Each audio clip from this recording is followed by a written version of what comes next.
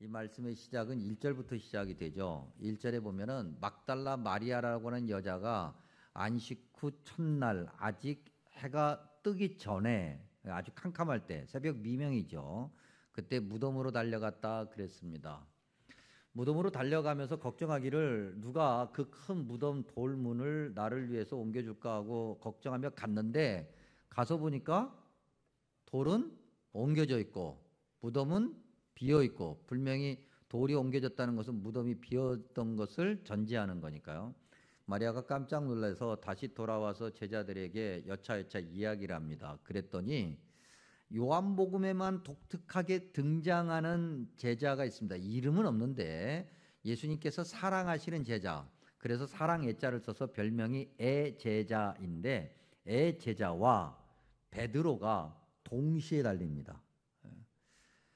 우리가 생각하기에는 뭐 그럴 수 있겠다 싶지만은 요한복음 마지막 장까지 이 베드로와 애제자가 경쟁하는 것을 우리가 보게 됩니다. 예수님께서 베드로에게 야 너가 앞으로 이렇게 해서 나처럼 십자가에서 이렇게 죽을 거야 라고 얘기하자 베드로가 뭐라고 그러냐면 그러면 쟤는요? 라고 애제자를 향해서 질문하는 그런 장면이 있습니다. 뭐 이 전에도 이 20장 전에도 베드로와 애제자가 경쟁하는 듯한, 또 베드로와 애제자뿐만 아니라 모든 제자들이 경쟁하는 그러한 모습을 우리가 엿볼 수 있는데, 대표적인 것이 마가복음에 보면은 우리가 알 수 있죠. 마가복음에서 이 베드로, 야고보, 요한이 등장을 하는데, 이 베드로, 야고보, 요한이 뭐라고 얘기합니까? 주님께서 주님의 영광에 임하실 때 하나는 우편에 하나는 좌편에 앉게 해달라고 그들이 이야기를 하죠. 그리고 뭐 본관복음에서는 베드로, 야고보, 요한, 요한복음엔 베드로, 애제자, 이들이 각각 1번과 2번의 자리에 들어가려고 계속해서 경쟁하면서 그들이 그렇게 시간을 보내고 있었다고 하는 거죠. 무덤으로 달려갔던 베드로와 애제자는 그런 마음으로 달려간 겁니다. 그런 마음으로 달려가서 무덤에 딱 들어가서 확인하고 난 다음에 그 다음에 그들의 행동을 우리가 주목할 필요가 있어요. 10절 한번 보실까요? 10절에 이에 두 제자가, 즉 베드로와 애제자를 말하는데, 두 제자가 자기들의 집으로 뭐라고요? 돌아갔다 그래요. 돌아갔다. 여러분, 우리가 이 10절의 문장에 우리말에 제가 가지고 있는 영어 성경 몇 버전도 마찬가지인데 나타나지 않은 단어가 하나 있습니다. 이걸 원래 성경 원문에는 일부러 기록하고 있는데 그게 뭐냐면 다시 이런 말이에요. 굳이 영어로 얘기하면 뭐 again 이런 얘기죠. 그러니까 다시 돌아간 거예요. 다시 돌아갔다는 얘기를 바꿔 얘기하면 예전에도 돌아간 적이 있었다는 얘기죠. 뭐 몸이 안 돌아갔어도 마음이라도 돌아간 적이 있었다는 거죠. 예수님 가까이 갔다가 아닌 듯 싶은데 다시 돌아가고, 예수님 가까이 갔다가 아닌 듯 싶은데 다시 돌아가고. 왜 다시 돌아가요? 자기들이 기대하는 것이 아니니까. 자, 이들은 다시 돌아갔는데 11절에 보니까 막달라 마리아, 즉 막달라라고 하는 동네 출신 마리아, 당시 마리아가 워낙 많아서 이 막달라 마리아 일명, 그 마리아는 돌아가지 않고 무덤 밖에 서서 울고 있었다 그랬습니다. 그리고 이하 우리가 읽은 내용에 의하면 그 마리아가 부활하신 주님을 최초의 증인이 되는 거죠. 부활하신 주님을 맨 처음 만난 사람이 된다는 거예요. 여러분, 베드로와 애제자가 누구예요? 나름 예수님의 제자로서 자부심이 있는 사람들이잖아요. 그러니까 네가 1번이야 내가 2번이야 라고 1번과 2번의 자리를 놓고 경쟁한 사람들이잖아요. 사람들도 그렇게 얘기한다는 거죠. 공관복음서에 등장하는 사람들 얘기하면 베드로, 야고보, 요한을 놓고 당신들이, 야고보, 요한은 형제니까 당신들이 1번 가져야 되고 베드로가 2번에 있어야 되지 않겠습니까? 또 어떤 사람들은 베드로를 향해서 그래도 베드로 당신이 1번이어야지 이런 얘기들을 부추겼을 거란 말이죠. 그렇게 나름 자타가 공인하는, 그래도 좀 나름 신앙이 괜찮고 믿음이 괜찮다고 하는 베드로, 요한복음에 의하면 애제자가 아니라 마리아가 부활하신 주님을 만난 최초의 증인이다. 어떻게 해서 이런 일이 생길 수 있을까? 뭔가 차이가 있기 때문에 그렇지 않겠어요? 그 차이가 뭔가? 먼저 이 막달라 마리아, 마가복음, 이게 요한복음에 설명이 안 되는데요. 마가복음 16장 9절에 보면 이 막달라 마리아를 뭐라고 설명하냐면 7 귀신에게 사로잡혔던 사람, 7 귀신에 쓰였던 사람. 이게 7 귀신이라고 할 때 7이라고 하는 것은 완벽함을 얘기하는 거거든요. 꽉 찼다. 그러니까 마리아의 상태가 매우 안 좋았다. 그런 여인이었어요. 그런 사람이었어요.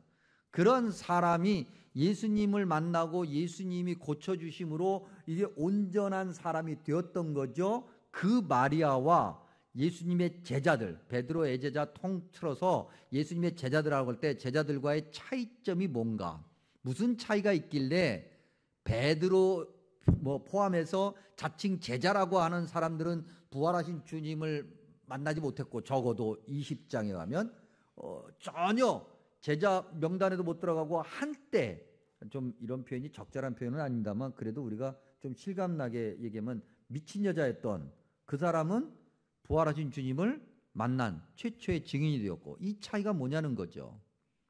첫 번째는 주님이 주신 은혜를 알고 그 은혜를 대하는 차이가 있었어요. 베드로와 제자, 예수님의 제자들도 예수님을 처음 만났을 때 감격이 있었고 은혜가 있었죠. 그러니까 배와 그물도 버리고 그 아비 친척도 다 버리고 그리고 따라간 거 아닙니까? 처음에 주님을 만났을 때 감격, 은혜가 있었죠. 그래서 그걸 버리고 따라갔는데 그 다음에 그 버린 자리에다 주님의 은혜를 계속 채워놓고 그 은혜를 간직한 것이 아니라 그 버린 자리, 그 빈자리에 자기들이 원하는 자기의 욕망과 이기심과 탐욕과 자기들의 꿈을 거기에 채워넣었다. 그들이 버린 건 유형이죠. 배 그물 버리고, 배와 그물 그다음에 친척들 부모님들, 이건 유형이에요. 근데 유형은 버렸으나 무형의 것을 채우죠. 왜요? 그 무형의 것이 그 다음에 더 큰 유형을 보장할 거라고 하는 그런 기대 때문에 주님이 주신 은혜, 그 주님이 주신 은혜를 자기들이 원하는 것으로 바꾸고 변개해서 자기들이 원하는 것으로 주님의 은혜 자리를 채우면 부활하신 주님을 만날 수가 없는 거죠. 반면 마리아, 방금 전에도 얘기한 것처럼 마가복음 16장 9절에 하면은 7 귀신에게 사로잡혔던 그 마리아에게는 그 자신의 몸에 이 주님의 은혜의 흔적들이 가득했던 거죠. 우리가 한번 상상을 해보면 여러분들이 어리셨을 때 다 그런 경험이 대부분 다 한 번쯤 있었을 텐데, 우리나라가 참 힘들고 어려울 때는 동네에 조금 이렇게 좀 마음이 아프고 정신이 아픈 분들이 있었죠. 예, 기억하십니까? 예. 그분들은 항상 어떻게 다녔습니까? 주로 어디에 계셨나요? 예, 그분들은 주로 산에, 논에, 밭에 이런 데 계셨죠. 주로 그런 쪽에 계셨어요. 그러니 그런 데를 막 돌아다니다 보면은 나뭇가지에 쓸리기도 하고 또 가시에 찔리기도 하고, 어쩌다 사람 만나면 미친 누구라고 사람들이 돌도 던지고, 가까이 있으면 때리기도 하고 구박도 하고 조롱하고 심지어는 희롱하기도 하고, 그런 어떤 시간들이 계속 쌓여서 자기의 몸에 그런 상처들이 생기고 그 상처들이 여전히 남아있는데 주님을 만나서 고침받았어요. 그렇다고 해서 그 상처가 사라지는 건 아니에요.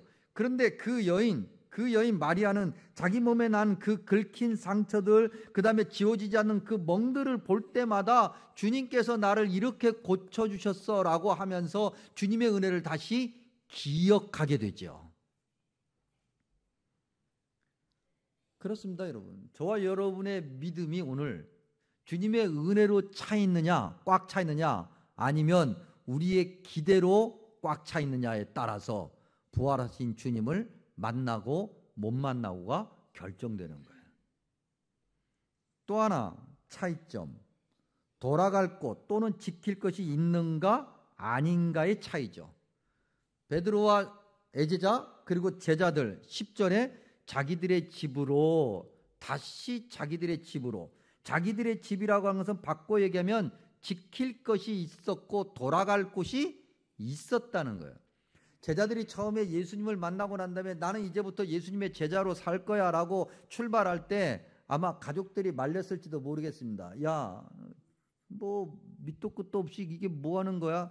뭐 저 예수라는 저 친구나 뭐 우리나 별로 다를 바도 없는데 야, 너 인생 그렇게 낭비하지 말고, 그런데도 뭐 고집을 피우면서 나는 메시아를 만났다고 막 얘기하니까 가족들이 이제 어쩔 수 없이 보내겠죠. 보내면서 뭐라고 얘기를 하겠어요? 가다가 아니다 싶으면 언제든지 와. 따라라란 딴딴. 핸드폰은 항상 진동이나 무음으로. 그 가족들이 오라고 한단 말이죠. 다시 돌아갈 곳이 있다고 하는 거죠. 게다가 자기들이 버린 그 무엇인가의 자리에 하나님의 은혜를 계속 채우고 그렇게 살아가는 것이 아니라 자기들의 욕망을 채웠으니 그 욕망을 지키려고 하겠고 그 욕망을 실현하려고 하는 거잖아요. 근데 마리아는 아무것도 없어요. 돌아갈 곳도 없어요. 비록 그가 고침받았기 때문에 뭔가 그렇지 않아요. 당시에 율법에 의해서 정죄받은, 우리가 요한복음 9장을 통해서 수차례 확인하는 것 아닙니까? 날 때부터 맹인된 사람을 향해서 심지어는 제자들조차도 뭐라고 그랬다고요? 저 사람이 날 때부터 맹인된 것이 자기의 죄 때문입니까? 자기의 부모의 죄 때문입니까? 마리아가 미친 것은 사람들이 생각하는 거죠. 저건 부모의 죄 때문이야. 마리아의 부모가 뭔가 죄를 지어서 마리아, 즉 그의 딸이 미친 거야 라고 사람들이 생각을 하고, 그래서 그의 부모들까지도 율법적으로 정죄해버리니 그 부모들이 살 수가 없어요. 그러니 딸 하나 때문에 삶을 살 수가 없는 자기 자신들뿐만 아니라 일가 친척까지 다. 그래서 그 딸을 버리죠. 그러니 버린 딸이 정신이 온전해서 다시 돌아왔다고 한들 받아줄 리가 없어요. 사람들이 한번 편견이 바뀌고 한번 그렇다고 하면 이걸 좀처럼 바꾸지 않는단 말이에요. 마리아는 돌아갈 곳이 없었던 거예요. 남아있는 것이 없어요. 오직 주님만 있는 거죠. 여러분, 오늘 저와 여러분도 마찬가지예요. 우리가 뭔가 가지고 있고 뭔가 지켜야 될 나의 것이 있고 그러면 부활하신 주님을 만나기가 어려워요. 우리의 생각 있고 우리의 어떤 기대치가 있고 우리의 그 어떤 것이 있으면 주님을 만날 수가 없는 거예요. 또 하나 차이가 뭔가 열정의 차이죠. 열정의 차이. 베드로와 애제자도 열정이 있었어요. 그래서 마리아에게서 빈무덤 이야기를 듣자마자 총알같이 달려가긴 하죠. 그런데 그들이 달려갈 때 마음은 경쟁이라, 내가 빨리 도착해서 예수님을 만나 내가 1번의 자리를 확답받아야지 라고 하는 마음으로 달려간 거예요. 그런데 가서 보니까 무덤이 텅 비었네. 예수님도 없고 실망하죠. 그래서 다시 돌아가요. 그들이 예수님을 향해서 가졌던 열정이라고 하는 것은 거기까지예요. 근데 마리아는 돌아가지 않죠. 무덤가에 앉아서 슬피 웁니다. 마리아도 두 남자를 향해서 헐레벌떡 뒤따라왔던 것이 분명합니다. 갈 때 뛰었죠? 올 때 뛰죠? 그러니 얼마나 숨이 차겠어요. 그래서 헐떡거리면서 앉아 망연자실. 이게 뭔가 엉엉 울죠. 두 남자는 가버렸는데 혼자 남아있는 그 여자 마리아 무덤 밖에 서서 울고 있습니다. 왜 울까요? 예수님이 사무치게 그리워서. 그 열정 때문에, 예수님을 향한 열정 때문에 그는 그 자리를 뜰 수가 없었던 거예요. 오늘 저와 여러분에게 그런 열정이 있는지 모르겠습니다. 여러분, 저는 이 말씀을 이렇게 아주 짧게 여러분과 나누면서 옛날 구닥다리 얘기를 안 할 수가 없습니다. 근데 그 구닥다리 얘기가 오늘 자유 대한민국을 만들었단 말입니다. 우리 믿음의 선조들 말이죠. 우리 믿음의 선조들의 그 열정, 그 은혜에 감격하며 감사해야 하는 것, 주님 말씀에 철저하게 순종해서 정말 뒷배를 치지 않고 완전히 닫아버리고 온전히 주님만을 향해서 바라봤던 그 믿음의 열정 말이죠. 그 믿음의 열정과 주님을 향한 그 불같은 그 사랑으로 오늘의 자유 대한민국이 생긴 거예요. 근데 오늘날에는 너무 많은 것이 있어요. 풍족해요. 한번 말씀드린 적도 있습니다만 요즘 이 저와 여러분이 사는 세상이 얼마나 모든 것이 남아도는지의 한 예. 저희 집에 이제 아이들까지 합하면 5이죠. 아이들이 이제 주말이 되면 다 이제 집에 이렇게 모이게 됩니다. 그래서 제가 보통 퇴근이 좀 늦으니까 늦어서 딱 집에 들어가면 현관, 저희 집 현관이 30평, 50평, 100평은 아니에요. 현관이라고 해봐 요따만. 그러니 5명의 신발이 한 켤레씩만 있어도 현관이 꽉 차요. 근데 한 켤레만 있는 것이 아니라 2켤레, 3켤레, 어떤 때는 4, 5켤레가 나와 있어요. 그러면 신발을 벗을 공간이 없어. 그래서 저는 탁 들어가서 신발을 발로 타닥 찹니다. 그래 내 신발을 벗을 공간이 필요하니까. 물론 다 차지는 않아요. 어떤 분의 신발은 들고 나머지 신발을 찹니다. 나머지 신발, 그 신발의 주인들은 저보다 다 어린데 한 분은 저보다 어리지 않기 때문에 그분의 신발은 거의 들고 다른 신발을 찹니다. 그래서 공간을 만들고 그분의 신발을 가지런히 놓고 그 뒤에 제 신발을 벗습니다. 뭐 어린 시절 이야기인지 모르겠습니다만 초등학교가 지나 중학교를 갔더니 교복을 입고 교복에 맞는 신발을 사라고 그래서 신발을 샀습니다. 그때 신발이 2켤레가 됐습니다. 하나는 집에서 신는 고무신. 그것도 2켤레면 감사한 거죠. 근데 언제부턴가 고급스러운 신발들이 보통 뭐 여름용, 겨울용, 봄, 가을용, 그 다음에 뭐 빨간색, 분홍색, 노란색, 검은색 신발이 많아졌어요. 결혼식 때가 되었습니다. 이제 전부 다 함께 이제 결혼식장을 가야 됩니다. 예쁘게 차려입고 가고 싶죠. 봄나들이로 가고 꽃구경도 가고 싶습니다. 옷장문을 엽니다. 여기서부터 하나씩 제끼기 시작합니다. 쭉 해서 끝까지 제끼고 난 다음에 입을 옷이 없네. 그러면 계속 제껴진 이것들은 뭔데요? 이것들은 뭐냐고. 뭔가 우리는 풍족함 가운데서도 부족함을 매일매일 느끼며 살아가죠. 언제부턴가 갑자기 대한민국의 쓰레기 그러면 옷이 산더미처럼 쌓이는 옷 쓰레기로, 음식물이 남아도는 음식물 쓰레기로 몸살을 앓는 이런 시대가 되었어요. 풍족해졌어요. 그것이 주님의 은혜인지를 잊어버려가요. 주님께서 주신 그 귀한 은혜를 마음에 새기면서 주님을 향한 열정으로 살아가야죠. 우리 믿음의 선조들은 그렇게 주님을 향해서 열정을 불태웠어요. 그 대표적인 것이 새벽기도예요. 새벽기도. 세계 전체를 다 뒤져봐도 대한민국처럼 이렇게 새벽기도하는 교회가 없고, 있다 해도 이 정도로 열심을 내는 교회가 아직도 없어요. 새벽기도, 우리가 지난주간 고난주간 전교인 새벽기도 했죠. 전교인 새벽기도 해야 된다니까 한 번쯤 가야 되겠다라고 갔는데 너무 일주일 해보니까 죽을 것 같아. 힘들 것 같아. 이렇게 살다가는 못 살 것 같아.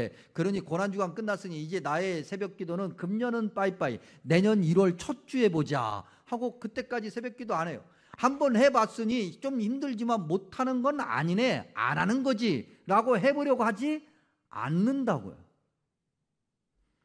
새벽기도 하면 졸리고 힘들다고 그래서 새벽기도의 그 은혜를 몰라요. 당연히 은혜를 모르지. 하다가 많은데 어떻게 알겠어요. 근데 우리의 믿음의 어머니 아버지들은 그렇게 힘들게 살면서도 1년 365일 추우나 더우나 차가운 맨바닥에 앉아서 선풍기도 없는 시절에 부채를 붙여가면서, 아니 땀을 닦아가면서 엎드려 기도하는 그러한 믿음의 열정을 가지고 있었어요. 그래서 부활하신 주님을 만났고 오늘 우리에게 이렇게 번영한 자유대한민국을 만들어준 거예요. 말씀.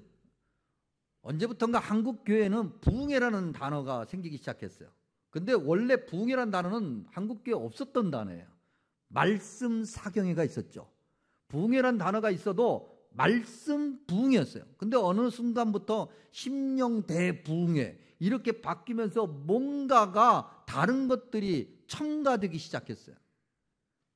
하나님의 말씀을 읽으면서 그 말씀대로 살려고 몸부림치고 그리고 그 말씀대로 어떻게 하면 잘 살 수 있을까 서로 의논하고 받은 은혜를 서로 나누며 그렇게 고민하던 시절에 정말 주님만을 바라고 주님의 은혜를 바랐던 그 열정이 오늘날 사라졌다. 11조와 헌금. 대한민국 교회처럼 그렇게 11조를 강조하는 세계 교회가 있을까 싶을 정도로 11조는 중요한 거예요.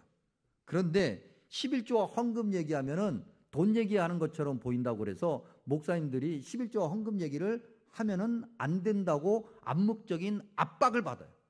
성경에 분명히 기록되어 있고 해야 돼요. 모든 것이 주님의 은혜라고 우리가 고백을 해요.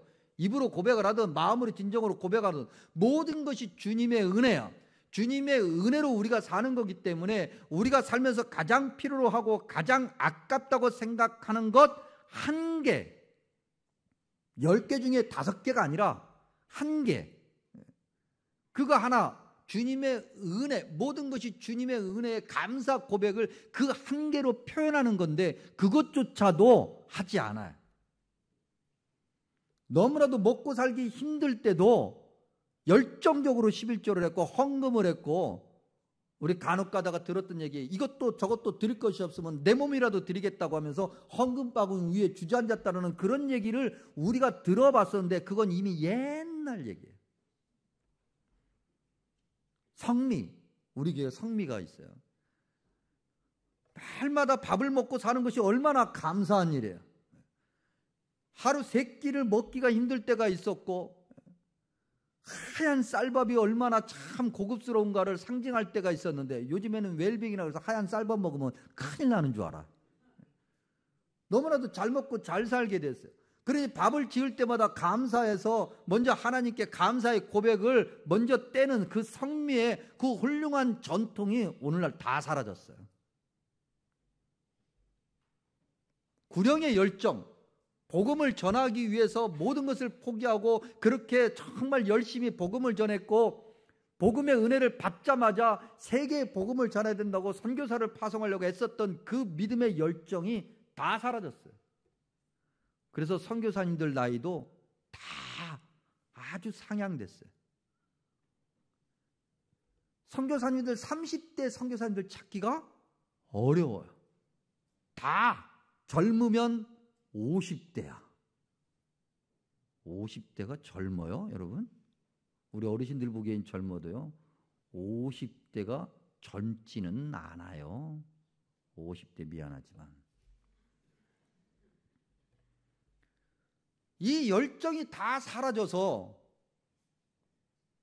부활하신 주님을 만날 수 있을까 싶어요. 이 열정이 없는데 뗄 것 다 떼고 누릴 것 다 누리고 내가 원하는 거 내 시간 다 확보하고 그런 열정도 없이 어떻게 부활하신 주님을 만날까? 어떤 선배 목사님이 요즘에 유튜브에 다 설교가 이제 다 뜨니까